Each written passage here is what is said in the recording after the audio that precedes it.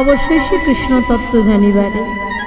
যদি আপনাদের মতো ভক্তের কৃপা থাকে, যদি আপনাদের মতো বৈষ্ণবের কৃপা থাকে, তবে হয়তো দুটো হরিকথা কৃষ্ণ কথা বলতে পারবো। কেননা মহাজন বলল, ওগোজি তুমি যে জনমটা পেয়েছ সেটাই 1 লক্ষ 2 লক্ষ বার নয়, 84 লক্ষ জনে ভ্রমণ করে এই দুর্লভ সাধের মানব জনম। পৃথিবীতে এত এত জনম আছে, এত পশু জনম, এত পাখি জনম, এত কীটের জনম, তথাপিও মানুষের জন্মটাকে দুর্লভ বলা হলো। কি আছে মানুষের জড়িতে? কি পারে মানুষ যে মানুষের জন্মটাকে দুর্লভ বলা হলো? দুর্লভ কাকে বলে আর সুলভই বা কাকে বলে? পার্থিব জগতের এমন কিছু জিনিস আছে যা সহজে পাওয়া যায় না, সেটা হচ্ছে দুর্লভ। আবার এমন কিছু জিনিস আছে যেটা সহজে পাওয়া যায়, সেটা হচ্ছে সুলভ। যেমন মনে করুন, আপনাদেরকে 500 টাকা দিলাম, আর 500 টাকা দিয়ে বললাম মায়েরা সামনের বাজার থেকে গিয়ে কিছু বাজার করে আনুন। আপনি 500 টাকা নিয়ে গিয়ে সামনের বাজার থেকে বাজার করে আনলেন। আবার 500 টাকা দিয়ে যদি বলি মা গো সোনার দোকানে গিয়ে সোনা কিনে আনুন, 500 টাকায় সোনা হবে না। বর্তমানে সোনার যা দাম তাতে 500 টাকায় সোনা হবে না। মায়েরা, সেই সোনা কি আমরা সবাই কিনতে পারি? সবাই পারি না। সবার ভাগ্যে সোনা জোটে না, সবাই সোনা পরার অধিকারী হই না। মহাজন বলল, শুনে রাখো জি, সোনা যেমন ধরেল, সোনা যেমন সবাই কিনতে পারে না, সবার ভাগ্যে যেমন সোনা জোটে না, এই মানব জনমে তেমন ধরিল। কত সাধনা করে পেয়েছ এ মানব জনম, কিন্তু হেলাই হারাই দিও না। 84 লক্ষ জনে ভ্রমণ করে পেয়েছ এই সাধের মানব জনম। যে জনমে হরি বলার মতো বদনে পেয়েছ, যে জনমে হরি নামে কৃষ্ণ নামে শ্রবণ করার জন্য 2টো কর্ণ পেয়েছ, যে জনমে ভক্ত সঙ্গ করার জন্য এমন দেহ পেয়েছ, ওগো জগতের এই মানব জনম আর কোনদিন পাবো কি না আর কে জানে। যে সময় চলে যায়, যে সময় চলে যায় তোমার হরি বলার সময়, হরি বোঝার সময়। মানব জীবনে তোমারও কিন্তু একটা একটা করে দিন কমে আসছে, আর আসতে পারবো কিনা আমরা জানি না। তাই মহাজন বলছে, তুমি যে মানুষের জন্মটাকে দুর্লভ বলছো, কেন বললে? আরে মানুষ যেটা পারে বনের পাখিরাও সেটা করতে পারে, বনের পশুরাও সেটা করতে পারে, তথাপিও মানুষের জন্মটা কেন দুর্লভ? মানুষ সকালবেলা হলে যেমন সারা পৃথিবীময় ঘুরে বেড়ায়, কি করে 2টো টাকা পয়সা রোজগার করব, কি করে অর্থ উপার্জন করব, কি করে সংসারে সবার মুখে একটু হাসি ফুটিয়ে তুলব। মানুষ যেমন সকালবেলা হলে যে যার মতো কর্ম করে, কেউ চাকরি বাকরি করে, কেউ চাষবাস করে, কেউ পশুপালন করে, কেউ ব্যবসা বাণিজ্য করে, ঠিক তদ্রূপ বনের পাখিরাও কিন্তু সকালবেলা হলে সারা পৃথিবীময় ঘুরে বেড়ায়। এ গাছ সে গাছ, এ ডাল সে ডাল করে ঘুরে বেড়াই। কেন? কি করে 2টো খাবার জোগাড় করে আমিও আমার বাসার মধ্যে রাখতে পারবো। তাহলে মানুষ যা করে বনের পাখিরাও সেটা করে।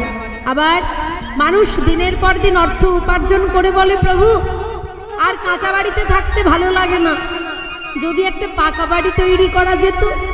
সেই পাকা বাড়ি কি দিয়ে তৈরি হয় মায়েরা? রড পাথর ইট বালি সিমেন্ট এসব দিয়ে ঘর বাড়ি তৈরি করি। মহাজন বলছে, তুমি কি আর বাসা তৈরি করো? তোমার চাইতে বনের পাখিরা আরো ভালো বাসা বাঁধে। দেখেছেন পাখির বাসা? পাখির বাসা দেখেছেন সবাই? হ্যাঁ, কোথায় বাঁধে পাখি বাসা? গাছে বাঁধে না। তবে তার কাছে কিন্তু কোনো রড পাথর ইট বালি সিমেন্ট থাকে না। মায়েরা কি দিয়ে বাসা বাঁধে? খড়কুটো, গাছের পাতা, এসব দিয়ে বাসা বাঁধে। তাহলে মানুষ যা করে বনের পাখিরাও সেটা করে। আবার মানুষ সুন্দর করে ঘর বাড়ি তৈরি করে বলে, প্রভু বাসাটা যদি আলোয় আলোকিত না করি তাহলে রাত্রিবেলা হলে অন্ধকার থাকবে বাসা। এই এত বড় হরিমঞ্চটা সাজানো হয়েছে, একটা ঝাড়বাতি দিয়েছে যাতে হরিবাসাটা দেখতে সুন্দর লাগে। ঘরের মধ্যেও আমরা ইলেকট্রিসিটির ব্যবস্থা রাখি। মহাজন বলছে, তুমি যেমন রাতের অন্ধকার দূরীভূত করার জন্য যেমন ইলেকট্রিসিটির ব্যবস্থা রাখো, বনের পাখিরাও কিন্তু তাদের বাসার মধ্যে ইলেকট্রিসিটির ব্যবস্থা রাখে। তবে দিনের বেলায় দেখা যায় না, রাতের অন্ধকার যখন নেমে আসে তখন একটু লক্ষ্য করবেন, তাহলে দেখতে পাবেন ছোট ছোট জোনাকি পোকা মিট মিট মিট মিট করে জ্বলে সারা বাসা আলোকিত করে। তাহলে মানুষ যা করে বনের পাখিরা সেটা করে। মানুষও খায়, বনের পশুরাও খায়, বনের পাখিরাও খায়। মানুষও বাচ্চা দেয়, বনের পশুরাও বাচ্চা দেয়, বনের পাখিরাও বাচ্চা দেয়। তথাপিও মহাজন বলল, মানুষ যেটা পারে সেটা এই পৃথিবীর আর কোনো জীব পারে না, কোনো পশু পারে না, কোনো পাখি পারে না, কোনো প্রাণী পারে না। যার প্রমাণ আপনারা দিয়ে দেবেন, আমরা দিতে পারবো কিনা জানি না। মানুষ সারা জনমের মধ্যে একবার দুটো বাহু তুলে হা কৃষ্ণ তোমার হলামে বলে দিনের শেষে একবার নিতাই গৌর হরি বল, হরি বল, হরি বল। যেটা শত চেষ্টা করলে বনের পশুরাও বলতে পারে না, বনের পাখিরাও বলতে পারে না। জয় রাধে। তাই এখানকার কমিটির মায়েরা খুব কষ্ট করে ভিক্ষে করে এই মহতী হরিবাসরের আয়োজন করেছে। ঈশ্বরের কাছে প্রার্থনা করব যে ওনাদের যা সাধ্য, সেই সাধ্যের বাইরেও ওনারা কিন্তু তাদের অর্থ উপার্জন করে, তারা ভিক্ষে করে এই হরিবাসরটা তারা এত সুন্দরভাবে উপস্থাপন করেছে। মায়েরা, হরিনাম কৃষ্ণনাম ভিক্ষে ছাড়া হয় না, কেননা তিনি তো কাঙালের ঠাকুর, কাঙালের ভগবান। সেই কাঙালের হরিকে আনতে গেলে আগে কাঙাল হতে হয়। তাই আমার মায়েরা এত কষ্ট করে হরিনাম যজ্ঞের আয়োজন করেছেন।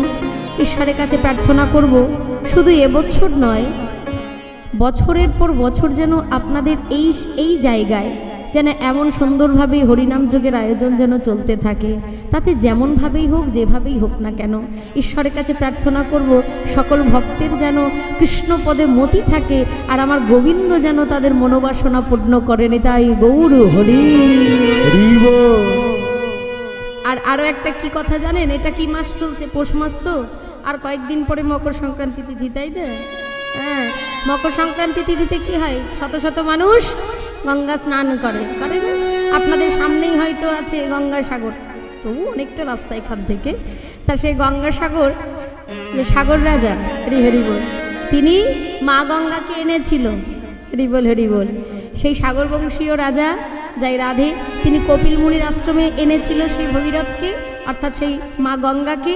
আর এই মকর সংক্রান্তি তিথিতে নানা জায়গায় কিন্তু মা গঙ্গা উজানে বয়। প্রয়াগে যেমন বয়েছে মা গঙ্গা, কত সাধু সন্ন্যাসী তারা যায় প্রয়াগে স্নান করতে, কত ভক্ত যায় নদীতে স্নান করতে। আবার বীরভূমে আছে ভক্ত কবি জয়দেব, তিনি প্রত্যেক দিন অজয় নদী থেকে, অর্থাৎ ওই জয়দেব থেকে স্নান করতে যেত কাটুয়ায়। একদিন মা গঙ্গা বলল, বাবা তোকে কাটুয়ায় স্নান করতে আসতে হবে না, একদিন বছরে আমি উজানে বইব। সেই উজানে বয়েছিল এই মকর সংক্রান্তি তিথিতে, পৌষ মাসে। তাই সেই দিন থেকে আজও পর্যন্ত মা গঙ্গা উজানে বয় একটা দিন। আর ওই মকর সংক্রান্তি তিথিতে যদি কেউ স্নান করতে পারে তার পূর্ণ স্নান হয়। আরও একটা কথা, এই মকর সংক্রান্তি তিথিতে যাই রাধে, দক্ষিণায়ন থেকে উত্তরায়ণ বয়। তার কারণটা কি? একদম মহাভারতের গোড়ার কথা। গঙ্গাপুত্র ভীষ্ম, তার যখন সরসজ্জা হয়, ভগবান তার সম্মুখে দাঁড়িয়ে আছে, ভীষ্ম তুমি এখনো মৃত্যুবরণ করছো না কেন প্রভু? আমি এখন মৃত্যুবরণ করব না। এই মকর সংক্রান্তি তিথিতে যেদিন স্বর্গের দ্বার উন্মুক্ত হয়, আর এই মকর সংক্রান্তি তিথিতে যদি কেউ একবার নিজের ইহজগৎ পরিত্যাগ করে যদি সেই পরলোক গমন করতে পারে, তার জন্ম মৃত্যু চক্রাকার থেকে সে জন্ম জন্মান্তরের মুক্তি পেয়ে যায়নি। তাই গৌর হরি। তাই দেখবেন বলা হয় যে মকর সংক্রান্তি তিথিতে যারা মারা যায় তারা পরম সৌভাগ্যবান। কেন না সেই দিন ওই দেবলোকে স্বর্গের দ্বার উন্মুক্ত করা হয়, আর যেজন একবার স্বর্গধাম গমন করতে পারবে তার কি আর কোনো কিছু চিন্তা থাকে? মায়েরা যায় রাধে, হরিবল হরিবল। আবার এই মকর সংক্রান্তি তিথিকে পৌষ মাসকে লক্ষ্মী মাসও বলা হয়। বাংলার 12টা মাসের মধ্যে পৌষ মাসকে লক্ষ্মী মাস বলা হয়। কেন? এই মাসে বহু নিয়ম আছে, বহু নিয়ম আছে, যে যত নিয়ম পালন করতে পারো, বাইরে কিছু রাখা যাবে না। যাই রাধে। এই মাসে কাউকে লক্ষ্মী দান করা যাবে না। হরি বল। তাই মা লক্ষ্মী এই মাসে আশ্রয় পায়। যাই রাধে। তাই সনাতন হিন্দু ধর্মের মানুষ আমরা, আমাদের কৃষ্ণ নাম হরিনাম সনাতন ধর্মকে আমাদের রক্ষা করা আমাদের দায়িত্ব। জানি না কতদিন পারবো যাই রাধে। তাই আজকে যে মহতি হরিবাসর এত সুন্দরভাবে এই শীতের মধ্যে আপনারা বসে আছেন, মহাজন বলল 84 লক্ষ জনি ভ্রমণ করে এই দুর্লভ সাধের মানব জনম 84 লক্ষ জনি, অর্থাৎ শাস্ত্রে বলল জলজা নবলক্ষানি স্থাবরা লক্ষ বিংশতি কৃমি আরুদ্র সংখ্যকা পক্ষী নং 10 লক্ষ নম 30 লক্ষানি পশুবা আর 24 লক্ষানি মানুষা জলজা নবলক্ষানি। আমরা 9 লক্ষবার জলে জন্মগ্রহণ করেছি, কিন্তু সর্বশেষ জন্ম যাই রাধে।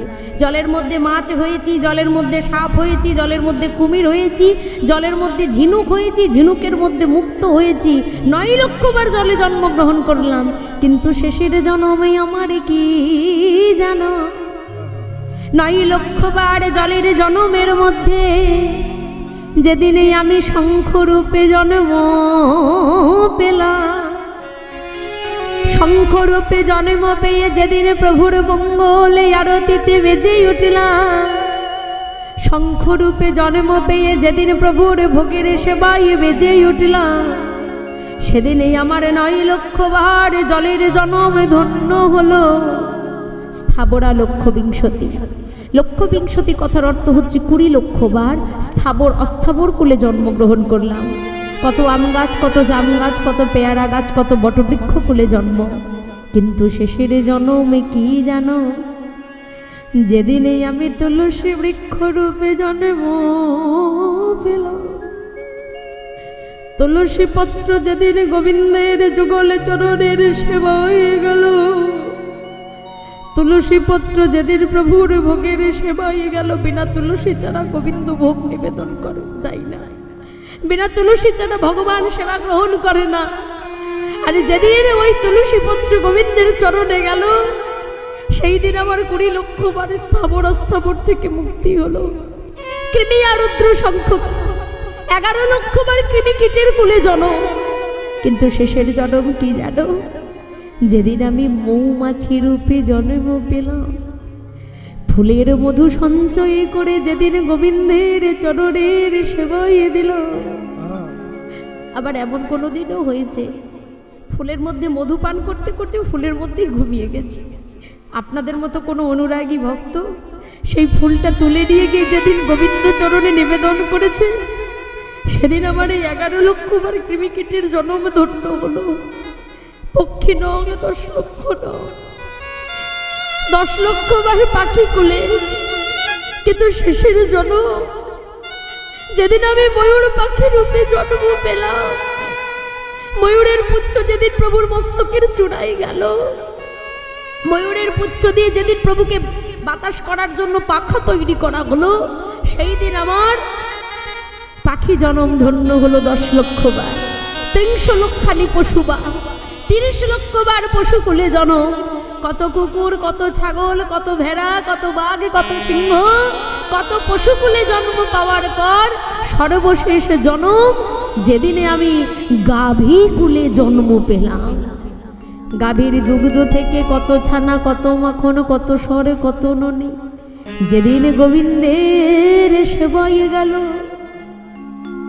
আরে যেই দিনে গোবিন্দের সেবায় গিয়ে সেই দুগ্ধ, সেই ননি, সেই ছানা যেদিন প্রসাদ রূপে তৈরি হলো, সেই প্রসাদে কত ভক্ত এইভাবে করজোড়ে দিয়ে সর্বপ্রথম মস্তকে দিয়ে যেদিন বদলে দিল হে গোবিন্দ, সেই দিনে আমার 30 লক্ষবার পশু জন্মে ধন্য হলো। 24 লক্ষানি মানুষ, 4 লক্ষবার মানব কুলে, কিন্তু ভেবে নেবেন না এই 4 লক্ষবার আমি এমন সুন্দর ভজনযোগ্য দেহ পেয়েছিলাম। কখনো অন্ধ, কখনো বোবা, কখনো খোঁড়া, তো কখনো বধির। ভগবান সম্পূর্ণ দেহটা আমায় দিল, কিন্তু এমন কোনো না কোনো জন্ম আমি পেলাম যে জন্মে হরি বলার মতো ক্ষমতা ভগবান আমায় দেয়নি, আমাকে বোবা করে দিয়েছে। আবার কোনো না কোনো জন্ম আমি পেলাম যে জন্মে দুটো বাহু তুলে আমি হরিনাম কৃষ্ণ নাম শুনবো, সেই শোনার ক্ষমতা ভগবান আমায় দেয়নি। আবার এমন কোনো না কোনো জন্ম আমি পেলাম যে জন্মে পথে চলার মতো ক্ষমতা আমায় দিল না ভগবান। তাই তো মহাজন বলল 84 লক্ষ জনে ভ্রমণ করে যখন এমন সুন্দর মানব জনম পেয়েছো জীব, হেলায় হারিয়ে দিও না। তাই তো ভক্ত আমার গৌর চরণে নিবেদন করে বলছে, গৌর হরি তোমার চরণে আমার একটাই নিবেদন, কি জানো? বলি তোমার চরণের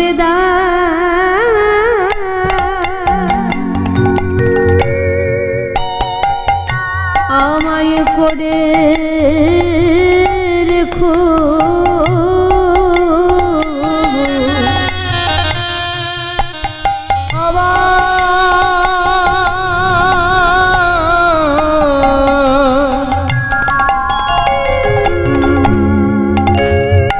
তোমার চরণের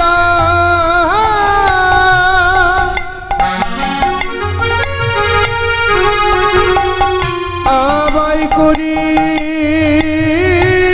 রেখো, প্রভু জন্মে না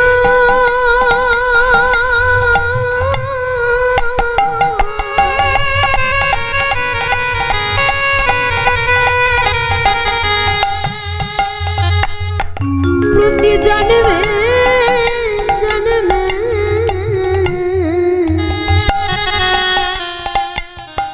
তোমার চরণের দান আমায় করে রেখো,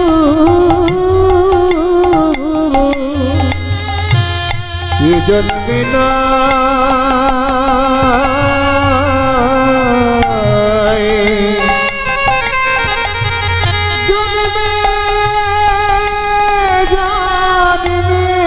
হরি বল। আচ্ছা ভক্ত কেন বলছে এ জনমে নয় জনমে জনমে? মায়েরা কদিন এক সপ্তাহ হয় গো মা? 7 দিনে। আর ক মাসে 1 বছর? 12 মাসে। 7 দিনে প্রথম দিনটা কি দিয়ে শুরু হয়? সোমবার। সোম মঙ্গল বুধ বৃহস্পতি শুক্র শনি রবি, আবার সোম। 12টা মাসের প্রথম মাস বৈশাখ মাস। বৈশাখ জ্যৈষ্ঠ আষাঢ় শ্রাবণ ভাদ্র আশ্বিন কার্তিক অঘ্রাণ পৌষ মাঘ ফাল্গুন চৈত্র, আবার বৈশাখ। ভক্ত বলছে গৌর হরি দিনের পর দিন যদি ফিরে আসে, মাসের পর মাস যদি ফিরে আসে, বছরের পর বছর যদি আবার মানব কুলে আসবো, কিন্তু গৌর সুন্দর তুমি যদি আমায় পশু করে জনমে দিও, যেন ওই নদিয়া নবদ্বীপের পশুকুলে আমার জন্ম হইব। হয়তো কোনোদিন না কোনোদিন কোনো বৈষ্ণবের প্রসাদ পেলে সেদিনে আমার পশু জনম ধন্য হবে, ধন্য হবে। কিংবা যদি তুমি আমায় পাখি করে জন্ম দিও, যেন ওই নদিয়া নবদ্বীপের পাখি করে আমার জন্ম হইব। হয়তো সকাল বেলায় হরিনাম কৃষ্ণ নাম শ্রবণ করলে, আরে যেদিনে আমি হরিনাম কৃষ্ণ নাম শ্রবণ করব সেদিনে আমার পাখি জন্ম ধন্য হবে। কিংবা যদি তুমি আমায় কীটের কুলে জন্ম দিও, যেন নদিয়া নবদ্বীপের নর্দমার কীট করে আমার জন্ম হইব। কেন জানো? সেই নর্দমার কীট কুলে যদি আমার জন্ম হয়ে যায়, কোন বৈষ্ণবের চরণ ধৌত জল যদি আমার অঙ্গে পড়ে, সেদিনে আমার কীটের জন্মে ধন্য হবে। বলে এ জন্মে না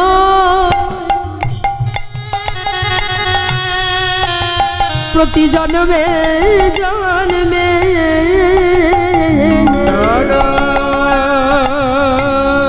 জন্মে না প্রতি জন্মে জন্মে তোমার চরণের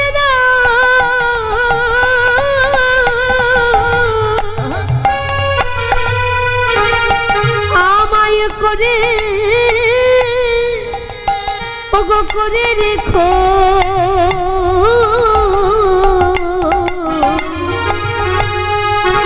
তোমার ওই চরণে আশাধারী হৃদয় গৌর হরি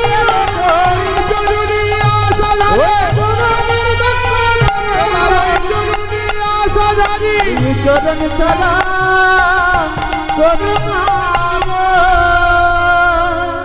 তাই ভক্ত যদি কাই মনে কোনো বাঞ্ছা করে, কোনো বাঞ্ছা করে, আমার ভগবান, আমার ভগবান সাধ্য নাই সে বাঞ্ছা নাই পড়ে, সে বাঞ্ছা নাই পড়ে। একটিবার সবাই মিলে বলবেন, হবে তো? প্রেমানন্দে মেতে হরি বলো, হরি নামের বন্যা যে এলো, হরি হরি বল, মেতে হরি বলা, হরি নামে বন্যা যে এলো। প্রেমানন্দে মেতে হরি বলা, হরি নামে বন্যা যে এলো। প্রেমানন্দে মেতে হরি বলা, হরি নামে বন্যা যে এলো।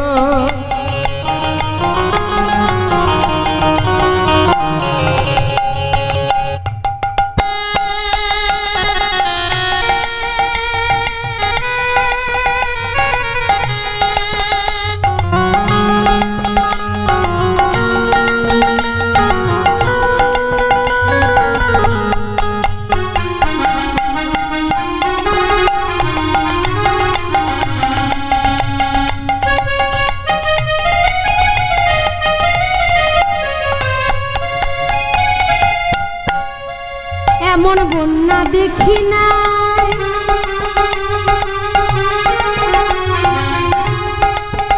মানুষ শুকনোতে তলা। বন্যা দেখেছেন? দেখবেন যখন বন্যা হয় ঘর বাড়ি সব ভাসিয়ে নিয়ে চলে যায়। আজও বন্যা হয়েছে, এই বন্যায়ও ভাসিয়ে দিয়েছে সবাইকে। তাছাড়া এত শীতের মধ্যে কি ভক্তরা বসে থাকে? হরি হরি বল। এমন বন্যা দেখি না,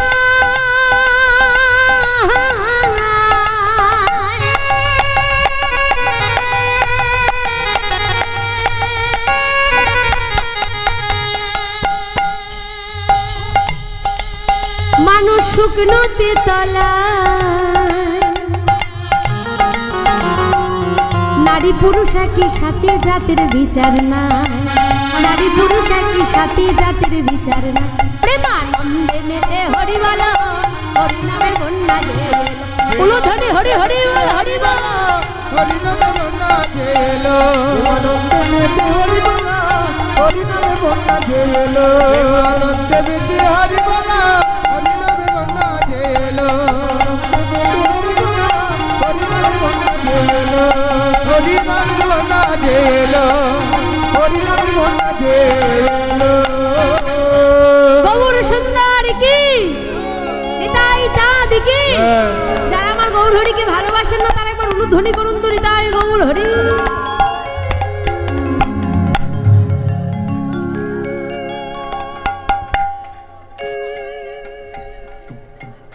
জয় রাধে। ওই দেখো সব উলুধ্বনি দিয়েই হাসছে।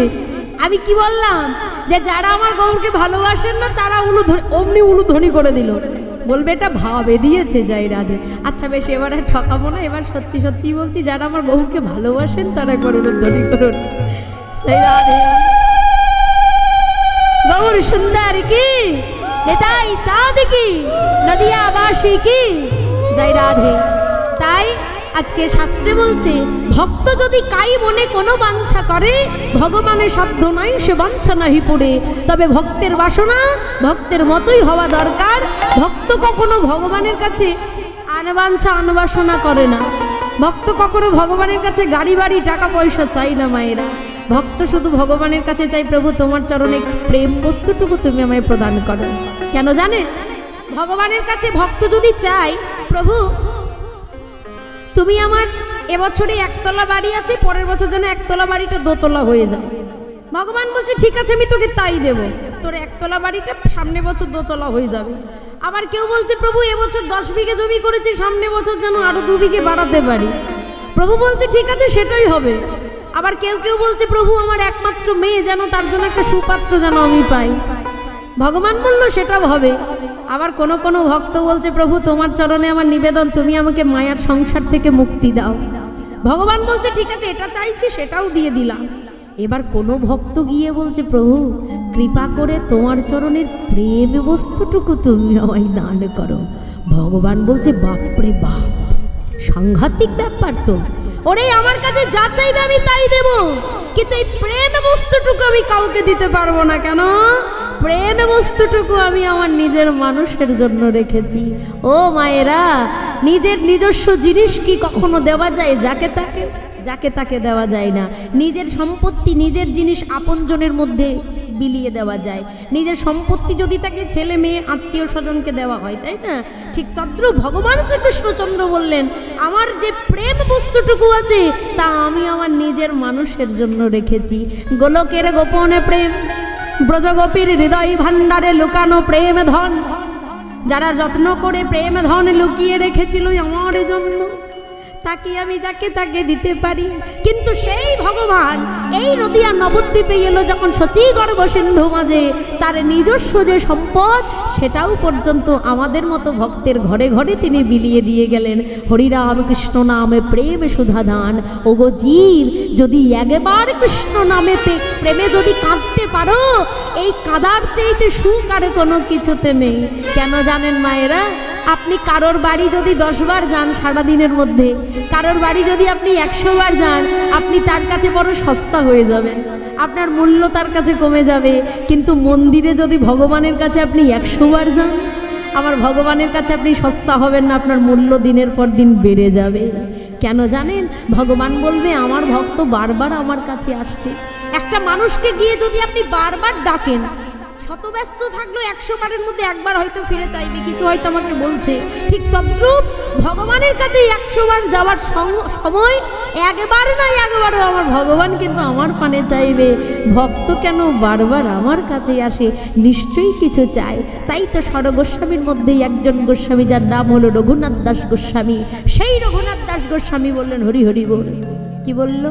যাই রাধে গৌর হরি, তোমার চরণে আমার একটাই নিবেদন, ন ধনং ন জনং ন সুন্দরী কবিতাং মম জন্মনি জন্মনীশ্বরে ভবদা ভক্তি রহিত কিতহি।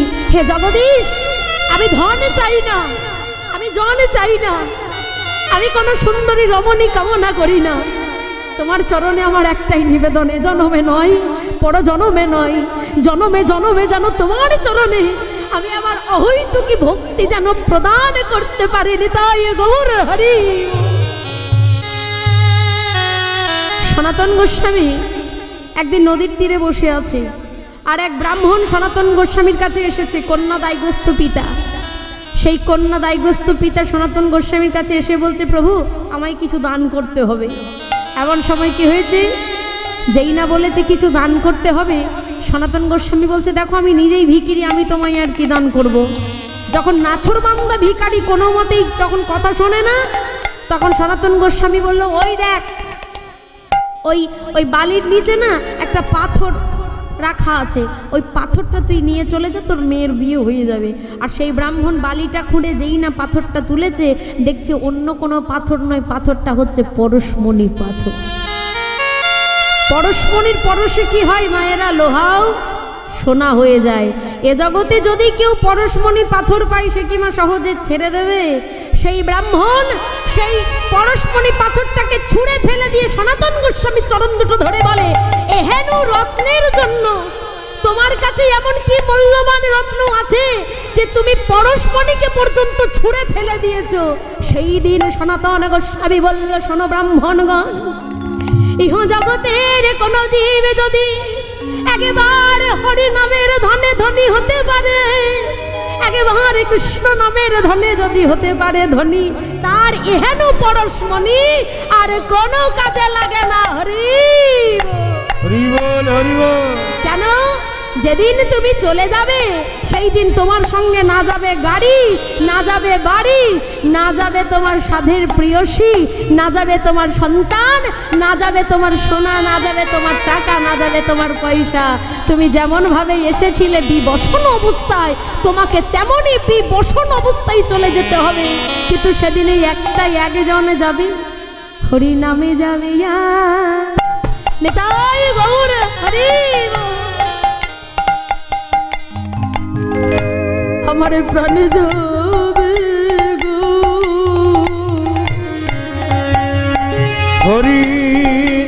যাবে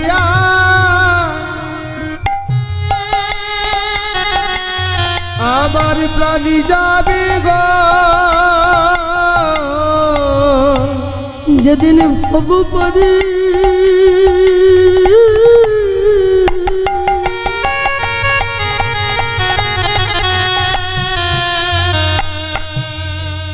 আমায় যেতে হবে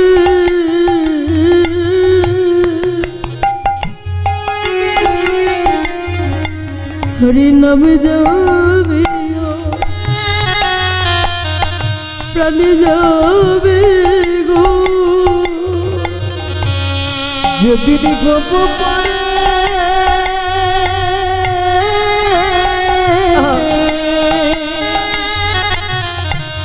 যেতে হবে সেদিনে তোমারে পারের করি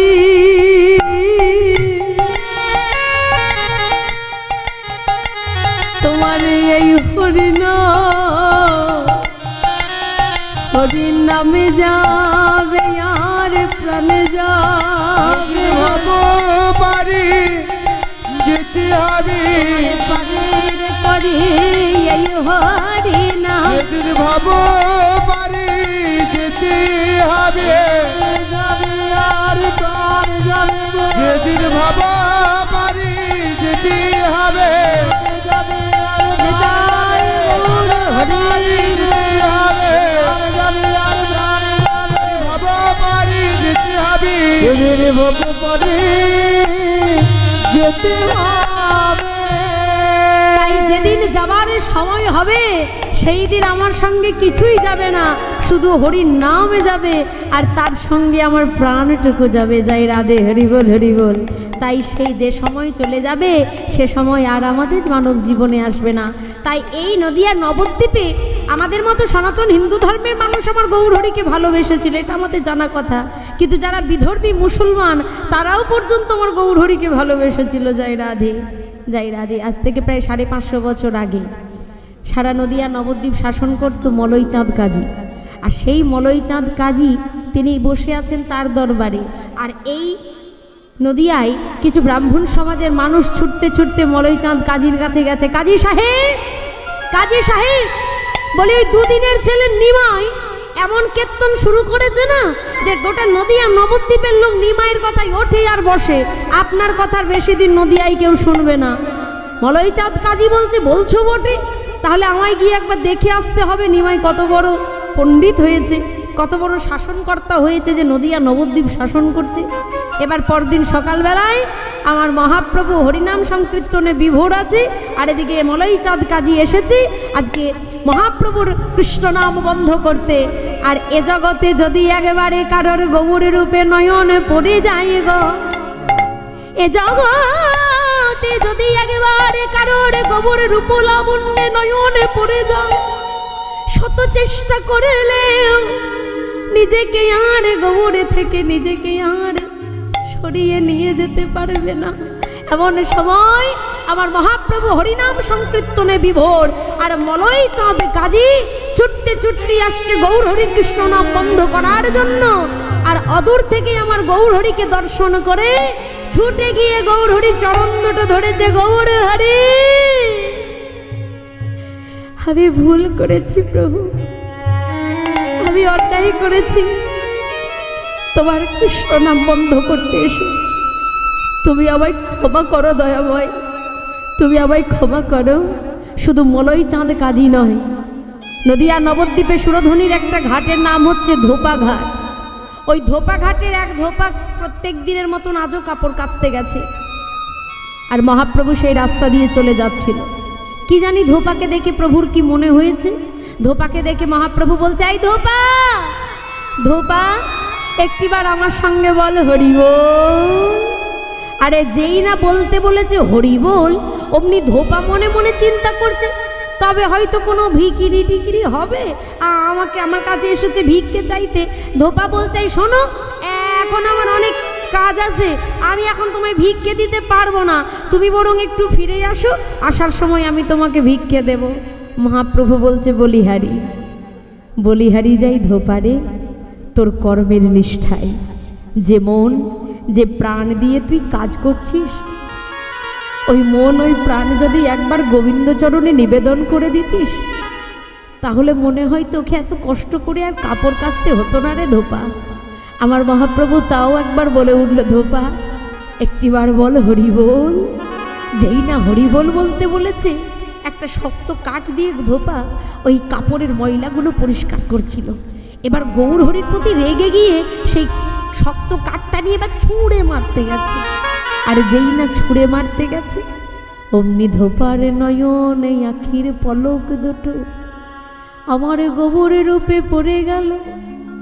পাখি সারাদিন উড়ে বেড়ায়, কিন্তু পাখি একটা জায়গায় আটকে যায়। কোথায় জানে? যেখানে পাখি আশ্রয় পায়। আমাদেরও আশ্রয় গৌরচরণ। যদি একবার গৌরচরণে আশ্রয় পেয়ে যায়, আর ডানা মেলে ওরা যাবে না মায়েরা।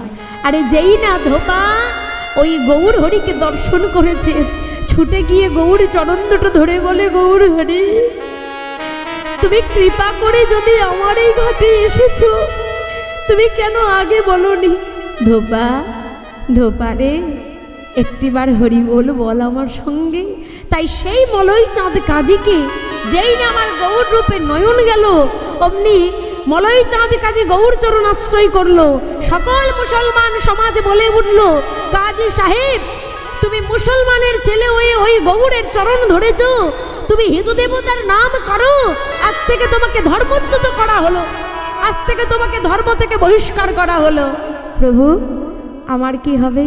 গৌর হরি বলল, কাজী সাহেব তুমি কি জানো না, যে কনেই আমার ইহা সেই আমি করি তার সর্বনাশ। কিন্তু সে যদি না ছাড়ে মরে পাশ, সর্বশেষে হই আমি তার দাসের অনুদাস। সে আমি তার দাস নই, তার দাসেরও অনুদাস হয়ে যায়।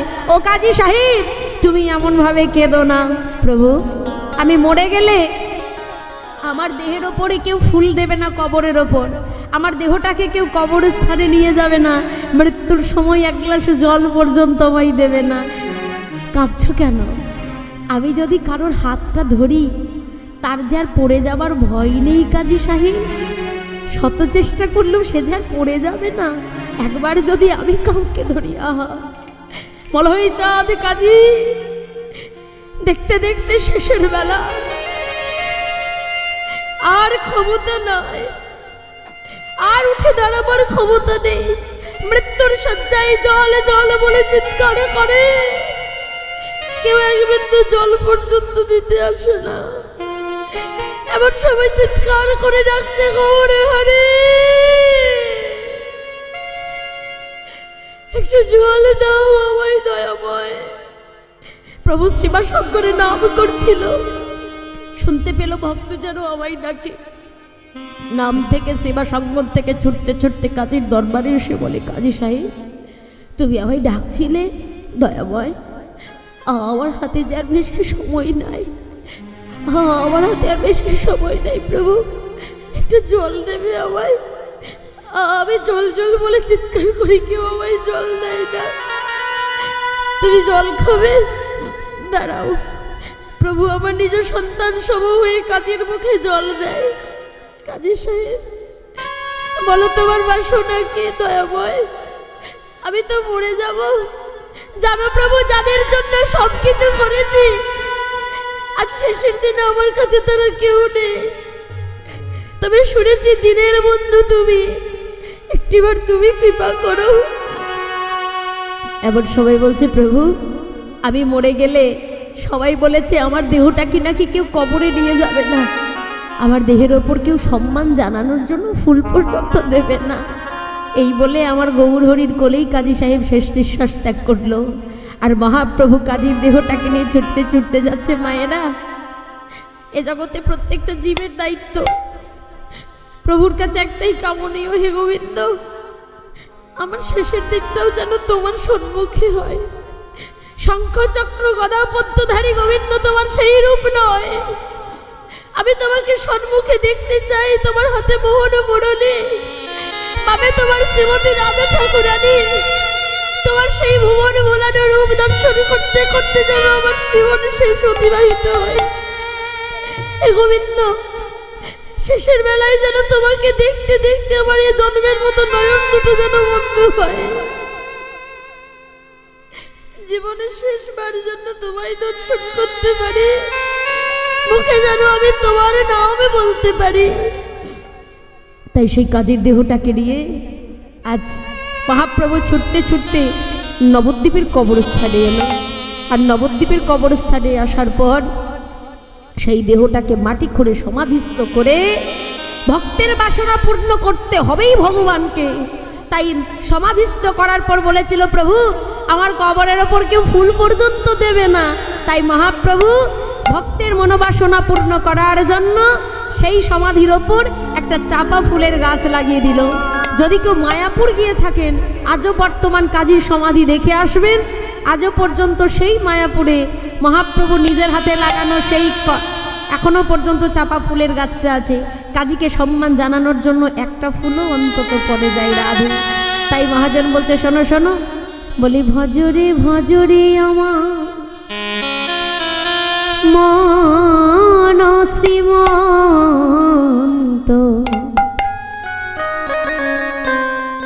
ভজন বিনা গতি নাই রে, ভজন বিনা গতি নাই রে। তাই গৌর হরি বল। ভজরে ভজরে আমার মনক মন্ডল, ভজন বিনা গতি নাহিয়া, ভজন বিনা গতি নাহিয়া, ভজরে ভজরে আমার মনক মন্ডল, ভজন বিনা গতি নাহিয়া।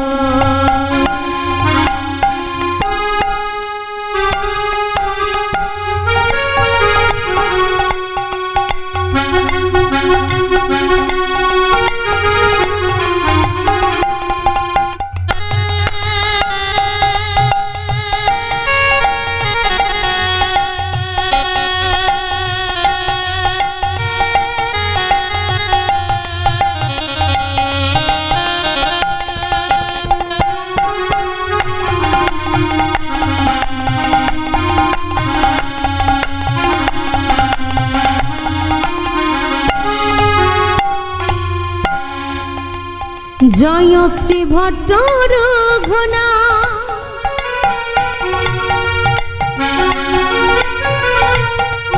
আর স্বরূপ রামানন্দ,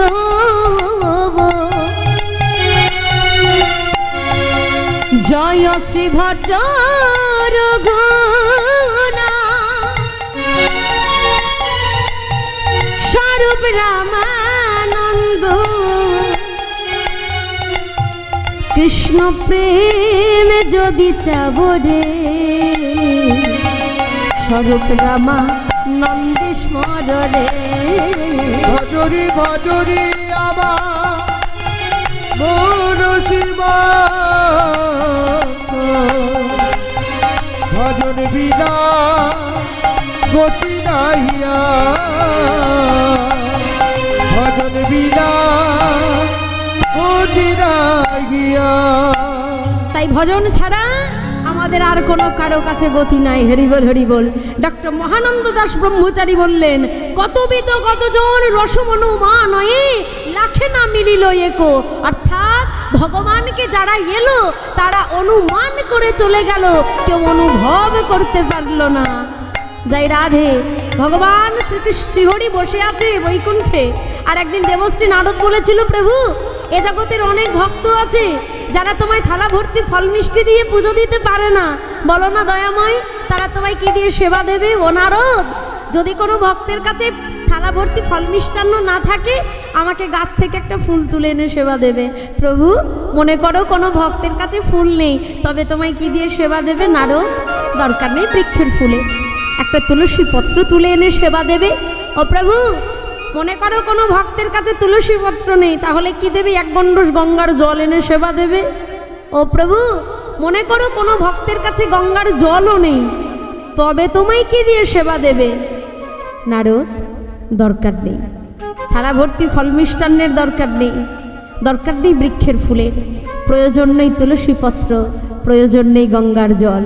এ জগত জীবকে ভালোবেসে আমি দুটো নদী দিয়েছি, একটা গঙ্গা আর একটা যমুনা। এ জগতের কোনো ভক্ত যদি ওই দুটো নয়ন দিয়ে, গঙ্গা যমুনা দুটো নদী দিয়ে যদি দুফোঁটা নয়ন বাড়ি বরিশন করে যদি একবার আমার চরণে দিতে পারে, হে গোবিন্দ আমি তোমার হলাম বলে জন্মে জন্মে আমি তার চরণে দাস হয়ে যাইনি। তাই গৌর হরি। তাই আজকে সেই মহাপ্রভু এসেছে আমাদের মতো জীবকে উদ্ধার করার জন্য। তাই মহাজন বলছে, দেখো তোমরা গাও গাও পূর্ণ গৌরাঙ্গের গুণ, গাও গাও পূর্ণ গৌরাঙ্গের গুণ, গাও গাও পূর্ণ গৌরাঙ্গের গুণ, গাও গাও পূর্ণ গৌরাঙ্গের গুণ, সরল করিয়া গাও গাও পূর্ণ গৌরাঙ্গের গুণ, শরণ করিয়া বলিয়ে হেন দয়া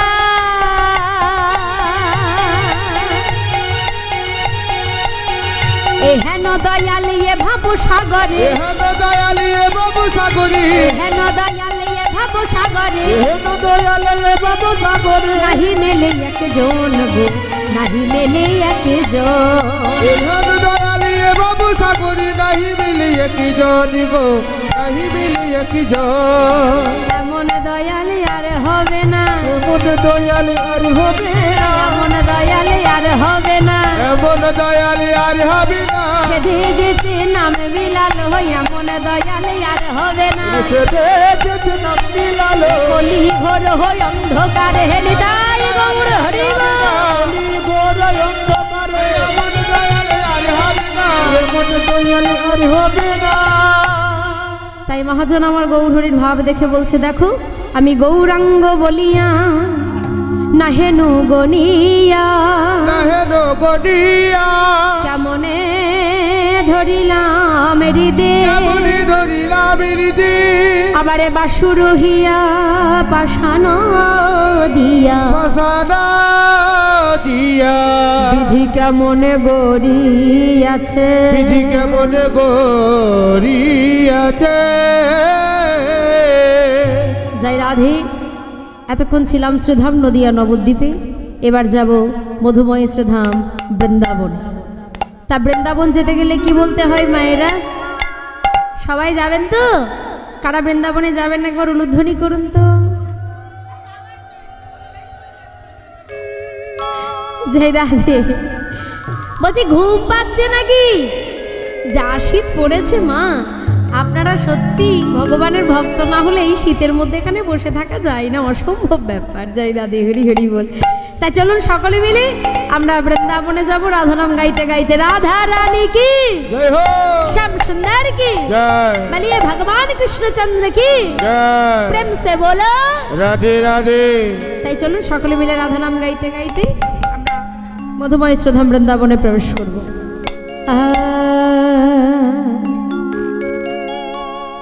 राधा जी मेरी स्वामिनी,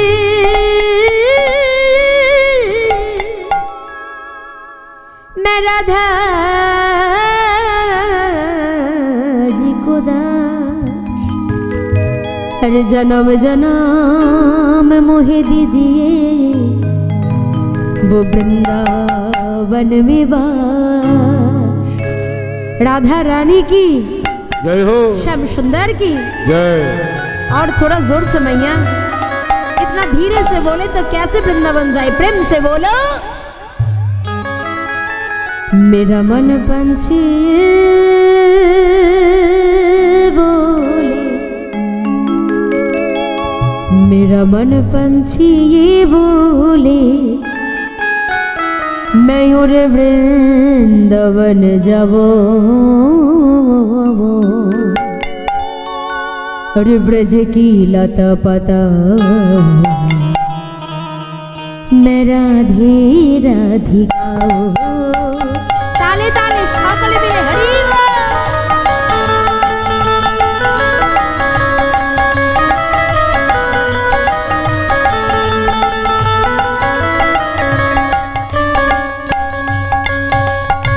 मेरा मन बनची बोले, मेरा मन बनची बोले वृंदावन जाओ, पद की लता बताओ में राधे राधे गाओ, राधे राधे गाओ, सब सब गाओ, राधे राधे गाओ, सब सब गाओ।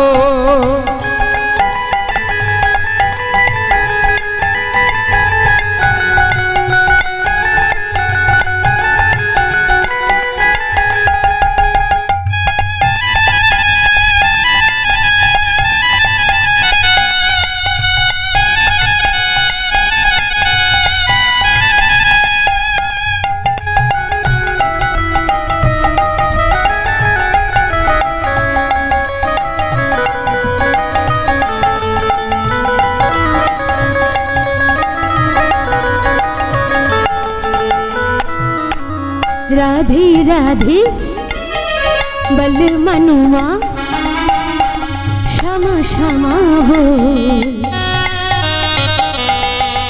राधे राधे बल मनुआ क्षमा क्षमा हो।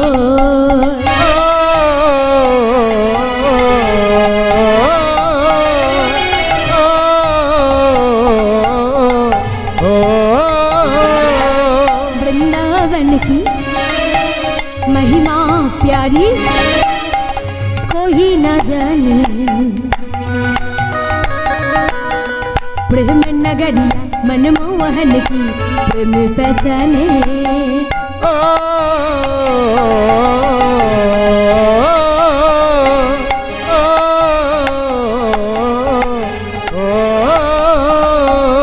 गलियों में झूम झूम के, गलियों में झूम झूम के, गलियों में झूम झूम के, गलियों में झूम झूम के, मन की तपन बुझावो, वृंदावन की लता पता राधे राधे गावो, राधे राधे गाओ, सब गाओ, राधे राधे गाओ, सब सब गाओ, राधे राधे गाओ, सब सब गाओ।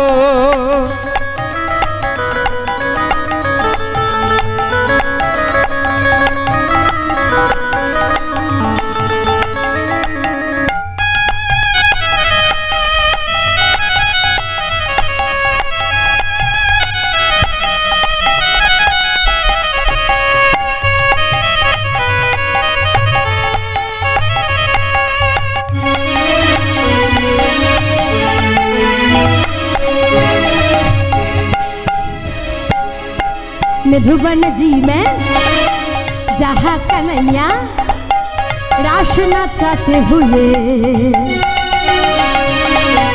प्रेम भरी अपने बांसुरिया बाप बजाते हुए।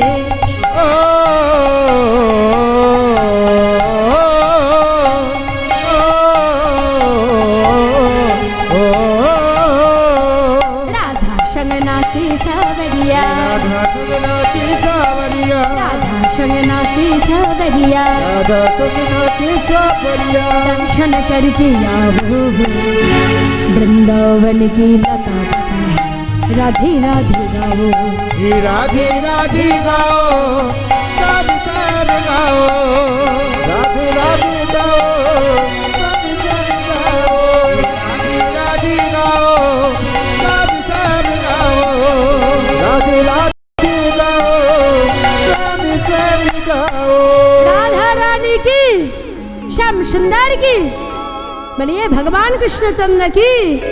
সকলে মিলে দুটো বাহু তুলে সকলে মিলে বলবো, बोलो राधा राधा राधा राधा, बोलो राधा राधा राधा राधा, बोलो राधा राधा राधा राधा, हरि बोल। बोलो राधा राधा राधा राधा, बोलो राधा राधा राधा राधा, बोलो राधा राधा राधा राधा, हरि बोल। बोलो राधा राधा राधा राधा, बोलो राधा राधा राधा राधा। राधे तेरी चरण की धूल मिल जाए मेरे जन्म सफल बन जाए ओ राधे तेरी चरण की धूल मिल जाए मेरे जन्म सफल बन जाए राधा राधा हाथ उठाकर ताली बजाकर राधा राधा राधा राधा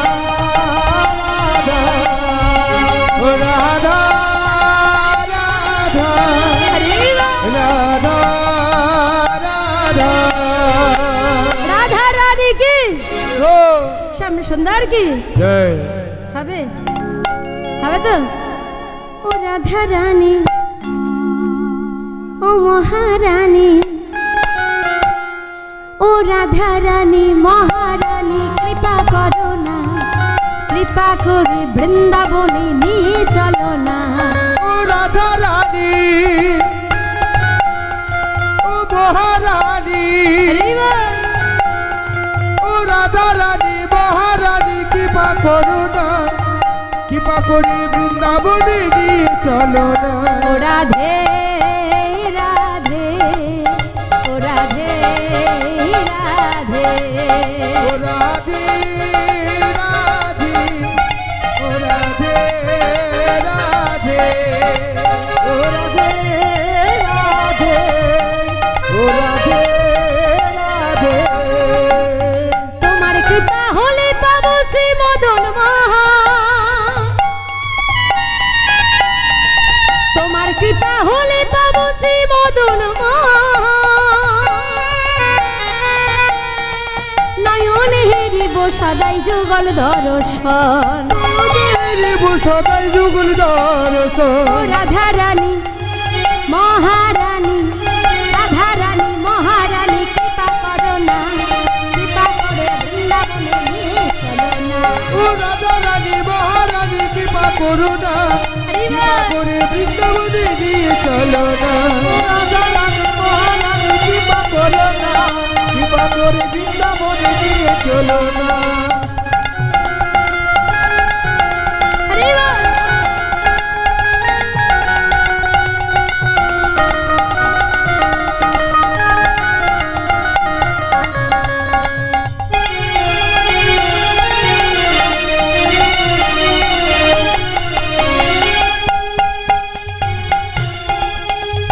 তোমার কৃপা হলে পাবো শ্রী মদন মোহন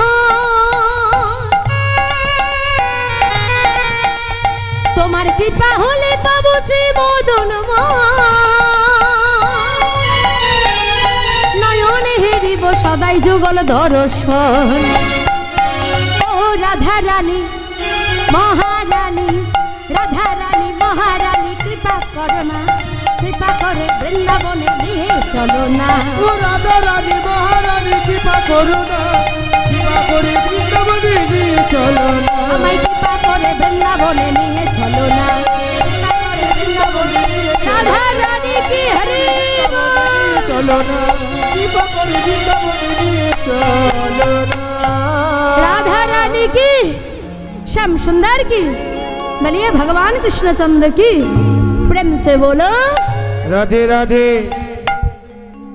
আমরা কোথায় আছি জয় রাধে ঠিক তো বৃন্দাবনে আছি তো তারপর বলবেন না তো আবার এই বাঁশবেড়িয়া গ্রামে আছে কীর্তনের শেষে সবাই বলবেন তো তাহলে আজ থেকে আর বাড়ি যাওয়া হবে না এখানেই থাকতে হবে হ্যাঁ আমি থাকলে থাকবেন ঠিক আছে আমি থাকবো জয় রাধে হরি বল হরি বল আচ্ছা মধুবাই শ্রোধাম বৃন্দাবন আমরা কোথায় আছি একটু আমাদের জানতে হবে আপনারা হয়তো একটা চিত্রপট মানে একটা ছবি হয়তো আপনারা দেখে থাকবেন যেখানে ভগবান শ্রীহরি তিনি এইভাবে শয়নে আছেন তিনি এইভাবে শয়নে আছেন আর এইভাবে যখন তিনি শয়নে আছেন জয় রাধে হরি বল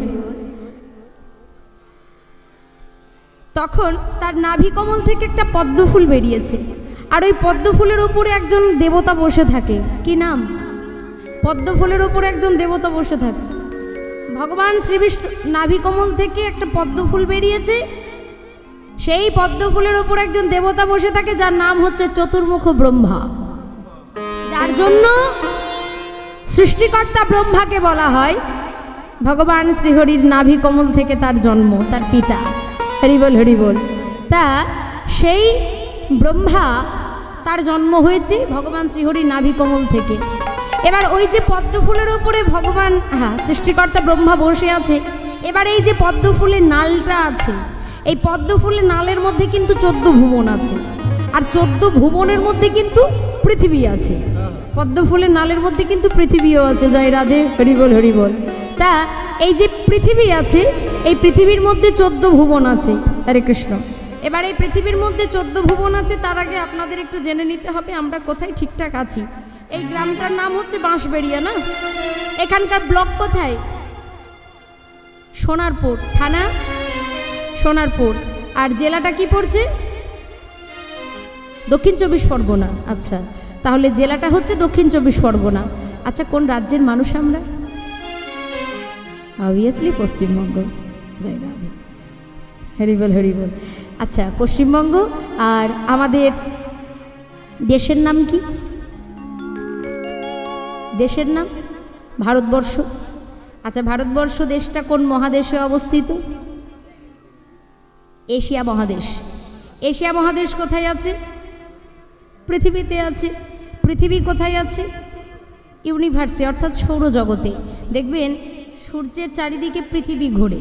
তাহলে ওই পৃথিবীটা কোথায় আছে? ভগবান শ্রীবিষ্ণুর যে নাভিকমলে পদ্মফুল, তার মধ্যে পৃথিবী আছে। সেই পৃথিবীর মধ্যে 14 ভুবন আছে। 14 ভুবন কি? ওপরের দিকে 7 তল, নিচের দিকে 7 তল। ওপরে 7 তল কি কি?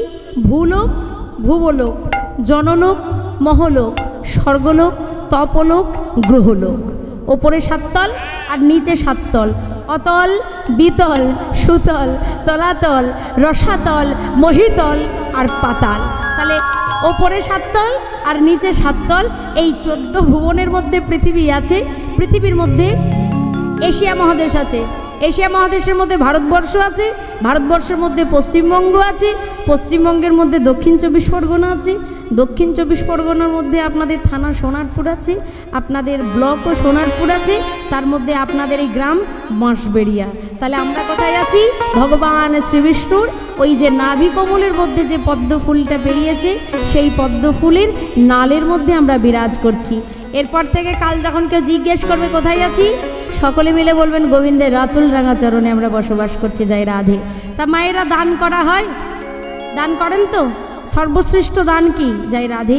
জানবো, যেহেতু যে লীলা আস্বাদন করছি, কথায় কথায় লীলার কথা হয়তো বলতেই ভুলে গেছি। আজ আমাদের আস্বাদনের বিষয় হচ্ছে দাতা কর্ণ। নিতাই গৌর হরি গৌর। যদি কোনো ভুল ত্রুটি হয় বলবো না, হবে তো বটে। সকলে সন্তান জ্ঞানে ক্ষমা করবেন। জয় রাধে। তা দান তো করা হয়, অনেক কিছু দান করা হয়। আবার এই পৌষ মাসেও দান করতে বলছে, মকর সংক্রান্তি তিথিতেও দান করতে বলছে। অন্নদান, বস্ত্রদান, অর্থদান, যে যেমনভাবে পারবে সে তা দান করো। কেন? তুমি যদি দান করতে পারো তাহলে তোমার কোনো দিন দানের অভাব যাবে না। জয় রাধে। তা এই যে দান পার্থিব জগতে, এই যে জানবো দাতা কর্ণ, সেই মহাভারতের কথা আমরা জানবো। কিন্তু তার আগে জানতে হবে এই যে দান করি তার মধ্যে সর্বশ্রেষ্ঠ দান কি? হরি হরি বল।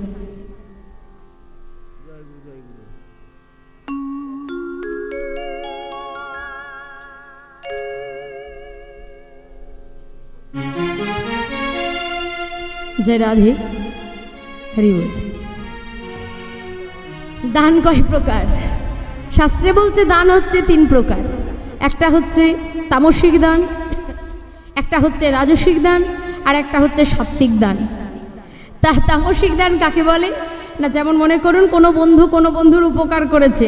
এবার কোনো বন্ধুর উপকার করার পরে কি হয়েছে? বলছে, দেখ ভাই, তুই ছিলিস বলে আমার এই কাজটা হয়েছে, তাই তোকে 500 টাকা দিলাম, তুই গিয়ে তোর মতন আনন্দ করিস। আর মায়েরা এখন আনন্দ বলতে তো একটাই কথা, নিতাই গৌর হরি বল হরি বল। জয় রাধে। সেই বন্ধু যার বাড়ির আসার কথা 9টার সময়, সেই মানুষ যদি মদ্যপান করে রাত্রি 12টার সময় বাড়ি ফেরে, বাড়ির গিন্নি কি আর ভালো করে মেনে নেবে? জয় রাধে, হরি বল হরি বল। এহেন কলিজীবের দশা দর্শন করে রামভক্ত তুলসীদাস বলল, কখনো হাসি পাই কখনো কান্না পায়। এহেন কলিজীবের দশা কেমন? সচ্চা কাহে তোমারে লাঠা, झूठा से जगत भुलाई, गौरस गली गली फिरी, लेकिन सुरा बैठल बिछाए, चढ़ के छाड़े साधु के बंधे, प्रतीक को लगाए फांसी, हाई रे कलियुग तेरी तमाशा, दुख लागे और हासि। एहेन कलिजीवेर दशा दर्शन करे कखनो हासि पाई कखनो कान्ना पाई, अर्थात एहेन कलिजीवेर दशा केमन? सच्चा काहे तुम्हारे लाठा। এই কলিযুগে যদি কেউ সৎপথে চলে, যদি কেউ সত্যি কথা বলে মায়েরা, তাকে পদে পদে আঘাত পেতে হবে। ঝুটা সে জগৎ ভুলাই, ঝুট, ঝুট অর্থাৎ মিথ্যা, মিথ্যাই জগৎটাকে ছেয়ে রেখেছে। গৌরস গালি গালি ফিরি, গৌরস মানে গরুর দুধ। দেখবেন জীবের ঘরে ঘরে যারা গোয়ালা হয়, কাঁধে করে দুধের বাঁক নিয়ে অনেক সময় বিক্রি করে, দুধ আছে গো, দুধ নেবে। কিন্তু বলুন তোমার, সেই দুধ আমরা সবাই কিনে খাই? সবাই কিনে খাই না। কিন্তু সুরা বৈঠালো বিছাইয়ে, সুরা অর্থাৎ মদ, যিনি মদ বিক্রয় করেন তাকে এখনো পর্যন্ত দেখা গেছে যে মদের মাপটা নিয়ে কাঁধে করে বিক্রি করছে, মদ আছে গো, মদ নেবে বলে, হরি হরি বল। তাহলে মদের কাউন্টারটা যদি 50 কিলোমিটার দূরে হয়, সেখানেই মাতালের ভিড় পড়ে যাবে। তাই বলল, চোরকে ছাড়ে সাধুকে বান্ধে, প্রতীক্ষ লাগাইয়ে ফাঁসি। জয় রাধে। এ জগতে যারা চোর, যারা অসাধু মানুষ, তাদেরকে সম্মানের আসনে বসিয়ে রাখছি, আর যারা সৎ মানুষ, যারা সাধু ব্যক্তি, তাদেরকে আমরা কষ্ট দিচ্ছি, পদে পদে আঘাত করছি। তাই বলল, চোরকে ছাড়ে সাধুকে বান্ধে, প্রতীক্ষ লাগাইয়ে ফাঁসি, হাই রে কলিযুগ তেরি তামাশা, দুঃখ লাগে আর হাসি। এহেন কলিজীবের দশা দর্শন করে কখনো হাসি পাই কখনো কান্না পাই। জয় রাধে। তাই তামসিক দান কাকে বলছে? জয় রাধে, হরি হরি বল। বন্ধু বন্ধুর উপকার করলো, উপকার করার বিনিময়ে 500 টাকা দিল, সেই বন্ধু মদ্যপান করে যদি বাড়ি ফিরে, বাড়িতে আর ভালো করে মেনে নেবে? তাহলে আপনি উপকার করেছেন, উপকার করার বিনিময়ে কেউ আপনাকে অর্থ দান করলো, সেই দান যদি আপনি কোনো কুকর্মে করেন, যদি কোনো অপকর্মে লাগান, সেই দান ভগবান গ্রহণ করে না। তাহলে এটা শ্রেষ্ঠ দান নয়। রাজসিক দান কাকে বলে? না, যেমন মনে করুন এখানে হয়তো আপনাদের এইখানে কোনো মন্দির তৈরি হবে, কালী মন্দির, মনসা মন্দির, দুর্গা মন্দির, হরি মন্দির, যে কোনো একটা মন্দির নির্মাণ হবে। এবার গ্রামের মধ্যে দেখবেন কারোর একটু টাকা পয়সা বেশি থাকে, দেখ ভাই মন্দিরটা তোরা তৈরি করছিস, তা মন্দির তৈরি করতে আমি তোদের 1 লাখ টাকা দিচ্ছি, 1 লক্ষ টাকা দান করছি। কিন্তু হ্যাঁ, মন্দিরটা যখন তৈরি হয়ে যাবে, তখন ওই মন্দিরের সামনে টাইলস দিয়ে, শ্বেত পাথর দিয়ে আমার একটা নাম লিখে দিস, অমুক বাবু মন্দির নির্মাণ করতে এত লক্ষ টাকা দান করেছে। এবার যখন আমার বাড়ি থেকে লোক আসবে, কেউ বলবে আমার বাবা দিয়েছে, কেউ বলবে আমার কাকা দিয়েছে, কেউ বলবে আমার জ্যাঠা দিয়েছে, হরি বল হরি বল। তখন কি হবে? অহংকার সঞ্চার হবে, অহংবোধ হবে। আরে তুমি দিচ্ছ কার? তুমি তার নিয়ে তাকে দিচ্ছ, এতে তোমার অহংকারের কি আছে? আরে গঙ্গা জলেই গঙ্গা পুজো হয়, গঙ্গাকে পুজো করতে গেলে গঙ্গা জলই লাগে, তাহলে নতুন করে গঙ্গাকে কি প্রদান করলাম? তাহলে জাগতিক জগতের সুখের সংসারে বসবাস করছি, যার সব কিছু, তার নিয়ে আমরা অহংকার করছি। সে দিয়েছে বলে পেয়েছি, আমার নিজের কোনো ক্রেডিট নেই, আমার নিজের কোনো কৃতিত্ব নেই। সে আমাকে পাঠিয়েছে বলে আমি এখানে এসেছি, তাছাড়া আমি নিমিত্ত মাত্র, আমার কোনো ভূমিকা নেই এখানে। আর তার ধনকে নিয়ে আমরা মাতামাতি করছি। রূপ, যৌবন, জাতি, বিদ্যা, অহংকার। কেউ রূপের অহংকার, কেউ জাতের অহংকার, কেউ বর্ণের অহংকার, কেউ বিদ্যার অহংকার, কেউ অর্থের অহংকার। এই অহংকার করে কি লাভ আছে? যিনি ঈশ্বর পরম কৃষ্ণ সচ্চিদানন্দ বিগ্রহ, অনাদিরাদি গোবিন্দ সর্বকারণের কারণম যিনি, সেই দর্পহারী ভগবান নিজের দর্প নিজেই চূর্ণ করেছে। আর আমরা সামান্য রক্ত মাংসে গড়া মানুষ, তার ইশারায় বেঁচে আছি, তার ইশারায় মরণ হবে। আমি নিজে চাইলেও বাঁচতে পারবো না, আর নিজে চাইলেও মৃত্যুবরণ করতে পারবো না। কিসের অহংকার? জীব, অহংকার করো না। তাহলে দান তুমি কাকে করছো? তার জিনিস তাকে দিচ্ছ, এতে তোমার অহংকারের কি আছে? হরি হরি বল। তাই যখন বাড়ি থেকে লোক আসবে, সবাই দেখবে আমার বাবা দিয়েছে, আমার কাকা দিয়েছে, আমার জ্যাঠা দিয়েছে। আর যখন অহংকার সঞ্চার হবে, তখন ভগবান সেই দান তোমার গ্রহণ করবে? কখনো না। প্রবাদে বলল, দিয়ে ধন চিনে মন কেড়ে নিতে কতক্ষণ, তোমাকে ধনটা দিয়েছে অপব্যবহার করার জন্য নয়, কাজে লাগাবার জন্য। আর সেটা নিয়ে যদি তুমি অপব্যবহার করো তবে কিছু মনে করবেন না মায়েরা। মানুষের টাকা পয়সা বেশি হলে নিজের বিবেকটা একটু পরিবর্তন হয়ে যায়, মানসিকতা পরিবর্তন হয়ে যায়। জানি না টাকার কি সুখ কি মহিমা। অর্থ এমনই একটা জিনিস মানুষকে পর্যন্ত বদলে দেয়, অর্থ এমন একটা জিনিস মানুষকে পর্যন্ত পরিবর্তন করে দেয়, অর্থ এমন জিনিস মানুষকে অমানুষ করে দেয়। এই তো অর্থের দাম। কিন্তু ভগবান বলছে তোমায় আমি দেব, কিন্তু সেটাকে তোমাকে উপযুক্ত কাজে লাগাতে হবে। তোমাকে ব্যাংকে রাখার জন্য, বাক্সে রাখার জন্য তোমাকে আমি দিইনি, সৎ জায়গায় কাজে লাগাও। আরে এসেছো যেতে আমাকে হবে, সৎ জায়গায় কাজে লাগালে এ জন্মেও ধনী, পর জন্মেও ধনী, জন্মে জন্মে ধনী। তাই রাজসিক দান শ্রেষ্ঠ দান নয়, আর একটা দান আছে যেটা হলো সাত্বিক দান। এ দান কে করেছিল? মহাভারতের দ্রৌপদীকে আপনারা সবাই চেনেন।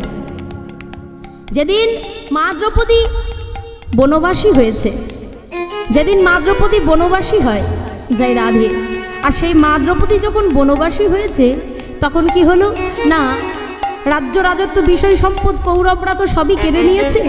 আর ঠিক এই অঘ্রাণ পৌষ মাসের শীত, প্রচণ্ড ঠান্ডা।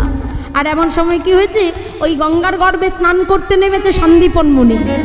আর মা দ্রৌপদী ভোরবেলাতে ফুল তুলতে এসেছে বাগানে, ঠিক গঙ্গার তীরে ফুলের বাগানে ফুল তুলছে। আর মা গঙ্গা এত উজানে বইছে যে যে পরিধেয় কৌপিনটা সন্দীপন মুনি পড়েছিল, ধুতিটা, সেই ছোট্ট কৌপিনটা পর্যন্ত মা গঙ্গা উজানে ভাসিয়ে নিয়ে চলে গেছে। নগ্ন অবস্থায়, বীর বসন অবস্থায় দাঁড়িয়ে থত্তর থত্তর করে কাঁপছে। দ্রৌপদী দেখছে এত বয়স্ক মানুষ জলের মধ্যে এভাবে থাকলে তো মরে যাবে। এমন সময় চিৎকার করে ডাকছে, মণিবর উঠে আসুন। দ্রৌপদী, আমি যেতে পারবো না। কেন আসতে পারবেন না? আজকে স্বয়ং ভগবান আমার পরীক্ষা নিচ্ছে। দ্রৌপদী দেখো না, আমার পরার মতন আর দ্বিতীয় কোনো কাপড় নেই, দ্বিতীয় কোনো বসন নেই, যে কাপড়টা, যে ধুতিটা পরে আমি তোমার কাছে যাব। দ্রৌপদী বনবাসী, তার কাছে কোনো নতুন কাপড় বা নববস্ত্র নেই। যে কাপড়টা পরে আছে শতছিন্ন বস্ত্র, 100 জায়গা ছেঁড়া কাপড়। আর সেই 100 জায়গা ছেঁড়া কাপড়ের মধ্যে এক টুকরো কাপড় কেটে দিয়ে যেই না সন্দীপন মুনিকে দিয়েছে, অমনি সন্দীপন মুনি সেই কাপড়টুকু পরে জল থেকে তীরে উঠে এসেছে। আর মা দ্রৌপদী প্রণাম করছে। যেই না প্রণাম করে এমন সময় সন্দীপন মুনি বলছে, দ্রৌপদী, আমি তোমায় আশীর্বাদ করি মা। আজ তুমি যেমন আমাকে লজ্জার হাত থেকে রক্ষা করেছো, আমিও তোমায় আশীর্বাদ করলাম। যদি কোনোদিন তুমি কোনো বিপদে পড়ো, সেদিন আমি নই, স্বয়ং ভগবান আমার অনাদিরাদি গোবিন্দ সেদিন তোমাকে বিপদের হাত থেকে রক্ষা করবেন। তাই গৌর হরি বল। তুমি যেমন আমায় লজ্জার হাত থেকে রক্ষা করেছো দ্রৌপদী, সেই দিন আমার ভগবানও তোমাকে লজ্জার হাত থেকে রক্ষা করবে। আর 2 নম্বর দানটা কোথায় করেছিল? যাই রাধে, 2 নম্বর দান কোথায় করলো না, ওই হস্তিনাপুরে ভগবান শ্রীকৃষ্ণচন্দ্র বসে আছে। আর ওই হস্তিনাপুরে একটা পাষণ্ড ছিল যার নাম হলো শিশুপাল। শিশুপাল ভগবানকে এসে যখন নানা রকমভাবে অপমান করে, তখন ভগবান ক্রোধান্বিত হয়ে নিজের সুদর্শনকে দিয়ে শিশুপালের হত্যা করে। আর যেই না শিশুপালকে হত্যা করলো, অমনি সুদর্শন চক্র যখন ফিরে আসে, কিছু একটা ভুল ভ্রান্তি, আর ভগবানের এই জায়গাটা কেটে গেছে। আর যেই না কৃষ্ণের এই জায়গাটা কেটে গেছে, মা দ্রৌপদী সেই জায়গায় উপস্থিত। কৃষ্ণ উঠে এসো, কিন্তু কি করে যাবে? যেই না দেখেছে যে কৃষ্ণের এই জায়গাটা কেটে গেছে, এমন সময় দ্রৌপদী চিন্তা করছে, কৃষ্ণের হাতটা কেটে গেল, এখন আমি কি করি? তাই নিজের কাপড়ের আঁচল থেকে এক টুকরো কাপড় কেটে কৃষ্ণের কাটা অংশটাই বেঁধে দিল। ভগবান শ্রীকৃষ্ণচন্দ্র বলছে, দ্রৌপদী গো, তুমি হলে আমার ভগিনী। ভগিনী মানে বোন।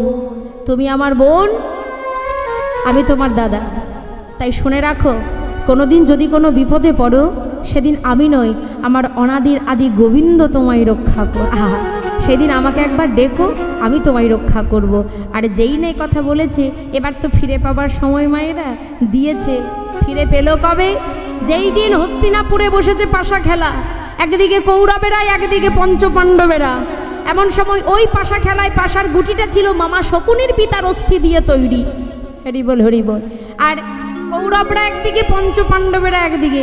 রাজ্য রাজত্ব বিষয় সম্পদ একে একে সব হেরে যায় পঞ্চপাণ্ডবেরা কৌরবদের কাছে।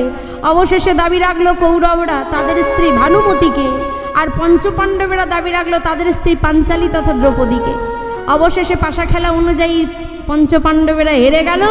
এমন সময় দুর্যোধন দুঃশাসনকে বলছে, দুঃশাসন, এক্ষুনি এই মুহূর্তে ভরা রাজসভায় দ্রৌপদীর কেশাকর্ষণ করে আমার কাছে নিয়ে এসো। আর যেই না কথা বলেছে অমনি দুঃশাসন অন্দরমহল থেকে দ্রৌপদীর চুলের মুঠিটাকে ধরে টানতে টানতে নিয়ে আসছে। ছি ছি ছি ছি দুঃশাসন, ছি! আমি না তোমার বড় বৌদি, সম্পর্কে আমি তোমার বড়, বয়সে বড়, আর তুমি কি না আমার চুলের মুঠি ধরে টানতে টানতে নিয়ে আসছো। দ্রৌপদী আজ তোমায় পাশা খেলায় হেরে গেছে মানে আমি কি কোনো রাজত্ব বিষয় সম্পদ যে আমাকে পাশা খেলায় দাবি রেখেছে? যেই না কথা বলেছে এমন সময় দুর্যোধন দুঃশাসনকে বলছে, দুঃশাসন আমার কাছে নিয়ে আয়। মা দ্রৌপদী তাড়াতাড়ি যুধিষ্ঠিরের কাছে গিয়ে বলছে, স্বামী এ কি শুনলাম? তুমি ঠিকই শুনেছ দ্রৌপদী, কেননা মা দ্রৌপদী জানতো এ জগতে সবাই মিথ্যা বলে, কিন্তু যুধিষ্ঠির মহারাজ কোনোদিন মিথ্যে বলবে না। তার নামই হচ্ছে সত্যবান যুধিষ্ঠির, সত্যবাদী যুধিষ্ঠির। তাই বলল, হ্যাঁ দ্রৌপদী তুমি ঠিকই শুনেছ, তোমাকে আজকে রাজত্ব সব আমরা তাদের হাতে দিয়েছি, আজ তোমাকেও দাবি রেখেছি। এমন সময় মা দ্রৌপদী গান্ধারীর কাছে গেল, গান্ধারী কোনো কথা বলে না। দ্রোণাচার্যের কাছে গেল, দ্রোণাচার্য বলছে, দ্রৌপদী আজ যদি তোমার হয়ে কথা বলি তাহলে রাজার বিরুদ্ধে যেতে হবে, আর রাজার বিরুদ্ধে গেলে আমাদের রাজদ্রোহী করা হবে, তাই আজ আমরা তোমার হয়ে কথা বলতে পারবো না। এমন সময় গান্ধারী শতপুত্র যেই না দাঁড়িয়েছে, এমন সময় দুঃশাসন যেই না দ্রৌপদীর কাপড়টা ধরে টেনেছে, এক হাতে লজ্জা নিবারণ করে এক হাতে ডাকছে, কৃষ্ণ শুনেছি এ জগতে যার কেউ নেই তার তুমিই থাকো, এ জগতে যাকে সবাই অবহেলা করে তাকে তুমি তোমার কাছে টেনে নাও, তুমি কি আমায় কৃপা করবে না কৃষ্ণ? এক হাতে লজ্জা নিবারণ করে যেই না এক হাতে ডাকছে, এমন সময় ভগবান কৃষ্ণচন্দ্র বলছে, দ্রৌপদী এ জগতে নিজের বলে কেউ কিছু রেখে যদি আমায় ডাকে আমি তাকে কৃপা করতে পারি না, আমার কৃপা পেতে গেলে আমার চরণে সব কিছু নিবেদন করতে হবে। তাই মা দ্রৌপদী লজ্জা নিবারণ করে, লাজ লজ্জা যা ছিল সব নিবেদন করে দুটো বাহু তুলে হা কৃষ্ণ তোমার হলামে বলে সূর্য প্রণাম করার উদ্দেশ্যে এবার ডাকছে, কৃষ্ণ মুরারি হে গিরিধারী সুন্দর বুঝে রঘুপাল,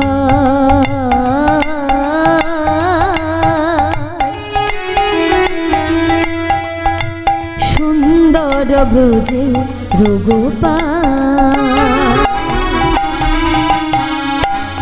কৃষ্ণ হে গিরিধারী সুন্দর ব্রজে রঘুপাল, সুন্দর ব্রজে রঘুপাল, কৃষ্ণ মুরারি হে গিরিধারী সুন্দর ব্রজে রঘুপাল, সুন্দর ব্রজে রঘুপাল, কৃষ্ণ মুরারি হে গিরিধারী সুন্দর ব্রজে রঘুপাল, সুন্দর ব্রজে রঘুপাল। ওরে যেই না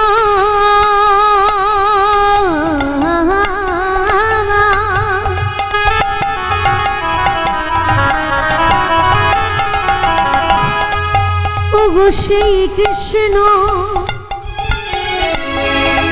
ওই না ভজনে নিষ্ঠা করি,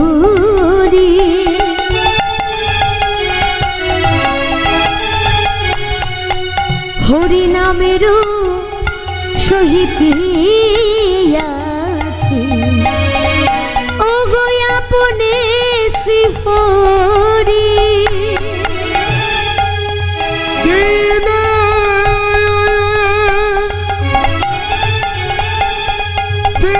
কৃষ্ণ ভজনে নিষ্ঠা করি,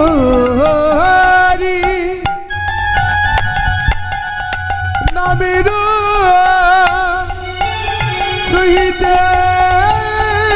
আছে আপন শ্রী হরি। কৃষ্ণ নিতাই গৌর হরি বল হরি বল, সুন্দর ব্রজে রঘুপাল, সুন্দর দ্রৌপদীর গোপাল। আরে যেই না ভগবানকে ডেকেছে, ভগবান আমার শত সহস্র বস্ত্র প্রদান করলো। তাই বলছে দান যদি করতে হয় তাহলে মা দ্রৌপদীর মতো করো যায় রাধে, বিপদের দিনে আমার অনাদিরাদি গোবিন্দ তোমায় রক্ষা করবে। তাই আস্বাদন করছি দাতা কর্ণ। আগে জানতে হবে কর্ণের জন্ম কিভাবে এলো। হরি বল হরি বল। কর্ণ কার সন্তান মায়েরা? মা কুন্তী। কুমারী বেলায় সন্তান হয়েছিল বলে সেই সন্তানকে সন্তানের স্বীকৃতি দিতে পারেনি। কিভাবে হলো? একদিন মা কুন্তী কে করেছে? পিতার সঙ্গে গেছে বনে বেড়াতে। আর যেই না জঙ্গলে ঘুরতে গেছে, অমনি সেই জঙ্গলের মধ্যে দাঁড়িয়েছে কে? দুর্বাসা, দুর্বাসা মুনি। আর যেই না দুর্বাসা মুনি কুন্তিকে দেখেছে, এমন সময় কি হলো? কুন্তির কাছে এসে কুন্তির পিতাকে বলছে, বাবা আমি তোমার বাড়িতে থাকতে চাই, আমি তোমার ঘরে গিয়ে আমি আমার গিরিধারী সেবা করতে চাই। তাই এমন সময় আজকে সেই মা কুন্তিকে সঙ্গে করে নিয়ে, দুর্বাসা মুনিকে সঙ্গে করে নিয়ে এসেছে রাজ্যে। আর দুর্বাসা মুনি ভগবানের সেবা করে, আর মা কুন্তি বাগান থেকে ফুল তুলে এনে দেয়, মন্দির পরিষ্কার করে দেয়, ভগবানের বাসন পরিষ্কার করে দেয়। এইভাবে ভগবানের সেবা করতে থাকে যায় রাধে। হরি বল হরি বল।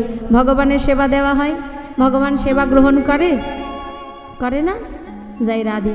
সেবা তো সবাই, মানে কি বলবো, যেজন ভক্ত হয়, ভক্ত যদি ভগবানকে সেবা দেওয়ার মতো দিতে পারে, ভগবান কি সেবা গ্রহণ না করে থাকতে পারে? তাই না? যাই রাধে।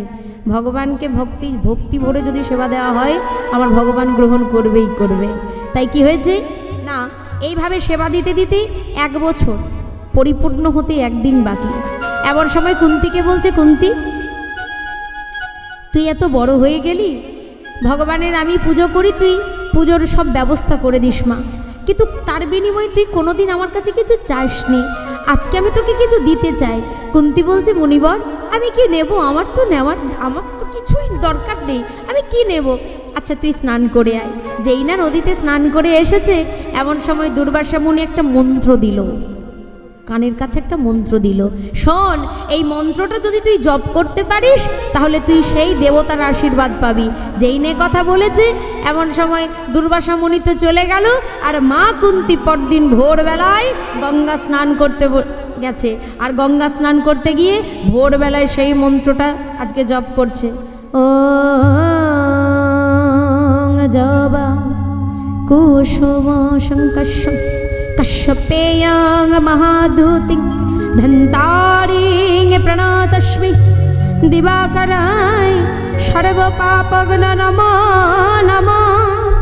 ওং জবকুসুম শঙ্কর্ষং সর্বপাপগ্ন দিবাকরায় ধন্তারিং প্রণতস্মি নমো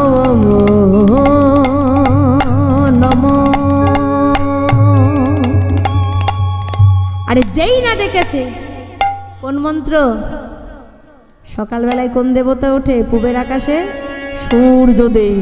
আরে যেই না ভোরবেলায় সূর্যদেবকে আহ্বান করেছে, আপনি ওই সূর্যদেব ভোরবেলাতেই একদম কুন্তি ডেকেছে, কুন্তি মায়ের সম্মুখে সে উপস্থিত হয়েছে। এই মেয়ে, এই ভোরবেলায় আমায় ডাকছিস, এত বড় স্পর্ধা তোর?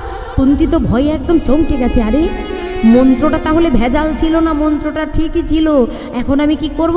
হে দেবতা, আমি আসলে মন্ত্রটা যাচাই করার জন্য আপনাকে ডেকেছিলাম, এছাড়া আমার কোনো উদ্দেশ্য নেই। না না না, তুই যখন আমায় আহ্বান করেছিস, বল তুই কি চাস? আমি কিছু চাই না, আমার কোনো কিছু প্রয়োজন নেই। বললে হবে? বল কি চাস? আমি কিছু চাই না। বারবার যখন বলে, এইবার সূর্যদেব রেগে গিয়েছে, ক্রোধান্বিত হয়ে গেছে। আর সেই ক্রোধের বশে আজ মা কুন্তিকে বলল, শোনে রাখ, আমার ঔরসে তোর সন্তান হবে। আর যেই না বলেছে আমার ঔরসে তোর সন্তান হবে, এ কি করলেন দেবতা? সেই সূর্যদেবের ঔরসজাত সন্তান। কিন্তু মায়েরা, কুমারী বেলায় যদি কোনো মেয়ে অন্তঃসত্ত্বা হয় গো মা, তাকে কি সমাজে মেনে নেবে? মা কুন্তি 10 মাস 10 দিন পর সেই সন্তানটা প্রসব হলো। আর সেই সন্তানটা যখন প্রসব হয়েছে, তখন সেই সন্তানটাকে তো নিজের কাছে রাখতে পারবে না। সেই সন্তানটাকে একটা সুন্দরভাবে একটা টোপলার মধ্যে ভরে সেই নদীর জলে, গঙ্গার জলে ভাসিয়ে দিয়ে চলে এসেছে। কাঁদতে কাঁদতে আসছে, বাবা আমি কি করব? আর সেই কুমারী বেলার সন্তান কোন দ্বার দিয়ে প্রসব হলো? এই কর্ণের দ্বার দিয়ে, যার জন্য তার নাম রাখা হয়েছিল কর্ণ। এবার কর্ণ আসবে কাদের কাছে? এদিকে রাধা এবং অধীরথ। রাধার কোনো সন্তান নেই। এমন সময় অধীরথকে বলছে, স্বামী আমি তোমার কাছে কোনোদিন কিছু চাইবো না, আমাকে তুমি একটা সন্তান এনে দিতে পারবে স্বামী? তুমি তো প্রত্যেক দিন নদীতে যাও মাছ ধরতে। অধীরথ বলছে, রাধা সন্তান কি গাছের ফল যে তোমায় পেরে এনে দেব? আমি তো পারবো না। এমন সময় বলছে, স্বামী তাহলে কি আমি সন্তানের কোনোদিন জননী হতে পারবো না? আমি কি কোনোদিন সন্তানের মা হতে পারবো না? ও রাধা তুমি কৃষ্ণকে স্মরণ করো, তুমি কৃষ্ণকে ডাকো, সে যদি তোমায় কৃপা করে তাহলে সন্তান একদিন তুমি ঠিক পাবে। এই বলে কাঁধে করে জালটা নিয়ে এবার নদীতে যাচ্ছি মাছ ধরতে। আর যেই না নদীতে নৌকাটার কাছে এসে উপস্থিত হয়েছে, দেখছে অদূর থেকে কি যেন ভাসতে ভাসতে ভাসতে ভাসতে আসছে। আরে একটা টোপলার মধ্যে কি যেন একটা ফুল দিয়ে সাজানো। এমন সময় যেই না সামনে টেনে তুলেছে, এ কি একটা সদ্যজাত সন্তান। কে গো? এ জগতের এমন মাও কি আছে? কোনো মা সন্তানের জন্য পাগলের মতো কেঁদে বেড়ায়, আর কোনো মা সদ্যজাত সন্তানকে গঙ্গার জলে ভাসিয়ে দিয়েছে। এমনও কি মা আছে জগতে? সেই সন্তানটাকে যেই না কর্ণের কাছে নিয়েছে, কানের কাছে, এখনো দেখছে তার শ্বাস চলছে, মানে বেঁচে আছে এখনো পর্যন্ত। সন্তানটাকে নিয়ে ছুটতে ছুটতে আসছে, রাধা রাধা রাধা রাধা, স্বামী তুমি আমায় ডাকছো? কি হয়েছে? ও রাধা ভগবান তোমার ডাক শুনেছে গো। এই দেখো আমি না আমি আমি একটা সন্তান পেয়েছি। কার সন্তান? কোন সন্তান পেয়েছো তুমি? আরে আমি আমি কারোর কাছ থেকে চুরি করে আনিনি, আমি কারোর কাছ থেকে ছিনিয়ে নিয়ে আসিনি রাধা। আসলে নদীতে যখন গিয়েছিলাম না মাছ ধরতে, তখন এই সন্তানটা না এই টোপলার মধ্যে ভাসতে ভাসতে আসছিল।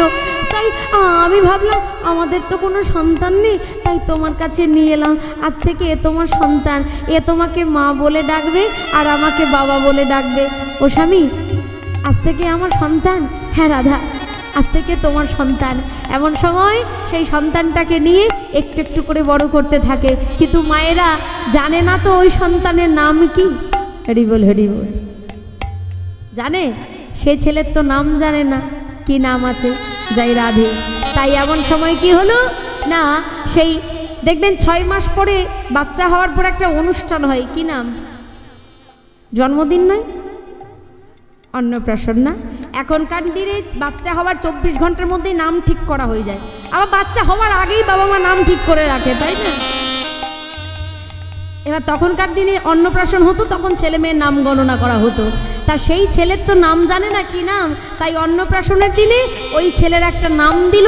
যারা মহাভারত জ্ঞানী, যারা মহাভারত অধ্যয়ন করেছেন তারা জানবেন কর্ণের আরও একটা নাম ছিল, সেই নামটা হচ্ছে বসু সেন। এইবার সেই বসু সেন আস্তে আস্তে একটু একটু করে বড় হচ্ছে, কিন্তু সে তো সুতপুত্র। প্রথমে অস্ত্রবিদ্যা শিখতে গেল পরশুরামের কাছে। আর যেই না পরশুরামের কাছে অস্ত্রবিদ্যা শিখতে গেছে, পরশুরাম বারবার জিজ্ঞেস করে তুমি ব্রাহ্মণ না ক্ষত্রিয়, কিন্তু কখনো সে নিজের পরিচয় বলে না। এমন সময় কি হয়েছে, একদিন পরশুরামের কোলে কর্ণের কোলে ওই বসু সেনের কোলে কিন্তু পরশুরাম ঘুমিয়ে গেছে। আর যেই না ঘুমিয়ে গেছে অমনি একটা পোকা ওই বসু সেনের অর্থাৎ কর্ণের উরুদেশটা কাটছে। তীব্র জ্বালা, তীব্র যন্ত্রণা, তথাপি নড়াচড়া করে না, যদি গুরুদেবের ঘুম ভেঙে যায়। এমন সময় পরশুরামের হাতটা গিয়ে পড়লো ওই রক্তের স্রোতে। আর যেই না রক্তের স্রোতে হাতটা পড়ে গেল, পরশুরাম চমকে উঠলো, আরে এত রক্ত কোথা হতে আসে, এত রক্ত কোথা থেকে আসে? এমন সময় আজকে সেই পরশুরাম ঘুম থেকে উঠে কর্ণের হাতটা ধরে চাই, ছেলে শোন, যতবার তোকে পরিচয় জিজ্ঞেস করি ততবারই আমার কাছে তুই পরিচয় গোপন করে চলে যাস। আজ তোকে পরিচয় দিতেই হবে, তুই ব্রাহ্মণ না ক্ষত্রিয়। কর্ণ মনে মনে চিন্তা করছে, এ জগতে সবাইকে মিথ্যে বললে পাপ হয়, পাপের খণ্ডন হয়, কিন্তু গুরুদেবকে যদি কেউ মিথ্যে বলে সে পাপের খণ্ডন হবে না। তাই গুরুদেব যেই না স্পর্শ করেছে, গুরুদেবের কাছে করজোড়ে বলছে, গুরুদেব আমি একজন সুতপুত্র, বেরিয়ে যা, দূর হয়ে যা। ওরে গুরুদ্রোহী, ওরে দুরাচারী, তোর এত বড় স্পর্ধা, তুই নিজের পরিচয় গোপন করে তুই অস্ত্রবিদ্যা শিখতে এসেছিস। শুনে রাখ কর্ণ, শুনে রাখ, যে অস্ত্রবিদ্যা তুই শিখতে এলি পরিচয় গোপন করে, যে ব্রহ্মবাণ আমি তোকে শিখিয়েছি, তোর মাথায় হাত দিয়ে আমি অভিশাপ দিলাম, যুদ্ধের মুহূর্ত যখন হবে, লক্ষ্যভেদের আসর যখন বসবে, তখন তুই লক্ষ্য ভ্রষ্ট হবি। আর ওই কুরুক্ষেত্রের মাঠে তৃতীয় পাণ্ডব অর্জুনের হাতে তোকে শেষ হতে হবে। আর খবরটা পেয়ে গেল কে? মা দ্রৌপদী। পঞ্চপাণ্ডবের ঘরণী হলে কি হবে? মনে মনে কর্ণকে খুব ভালোবাসতো, বিবাহের পরেও কর্ণকে ভালোবাসতো। একদিন কি হয়েছে, ভগবান কৃষ্ণচন্দ্র দ্রৌপদীকে পরীক্ষা করার জন্য বাগানে নিয়ে গেছে, তখন তারা বনবাসী আছে। আর ভগবান কি করেছে, সকল ওই 5 জন সখাকে নিয়ে যেই না বাগানের মধ্যে গিয়েছে, এমন সময় শত্রুঘ্ন কি করেছে না, একটা বাণ দিয়ে একটা গাছের মধ্যে একটা পাকা আম ছিল, সেই পাকা আমটাকে মাটিতে ফেলেছে। আর যেই না তীরটা দিয়ে পাকা আমটাকে মাটিতে ফেলেছে, ভগবান কৃষ্ণচন্দ্র বলছে, শত্রুঘ্ন এ তুমি কি করলে? আহা, জয় রাধে। কি হয়েছে না, সহদেবকে বলছে, তুমি এ কি করেছো? তুমি একটা বাণ দিয়ে ওই আমটাকে মাটিতে ফেলে দিলে। তুমি কি জানো না, একটা আম এ জগতে একটা মুনি ঋষি সেবা করে কতদিন বেঁচে থাকে জানো? তা এখন সখা কি করব না, তুমি এক কাজ করো, আমি পারবো এই আমটাকে আবার সেই ওই গাছের মধ্যে লাগিয়ে দিতে। ওমা তাই নাকি? যেই নে কথা বলেছে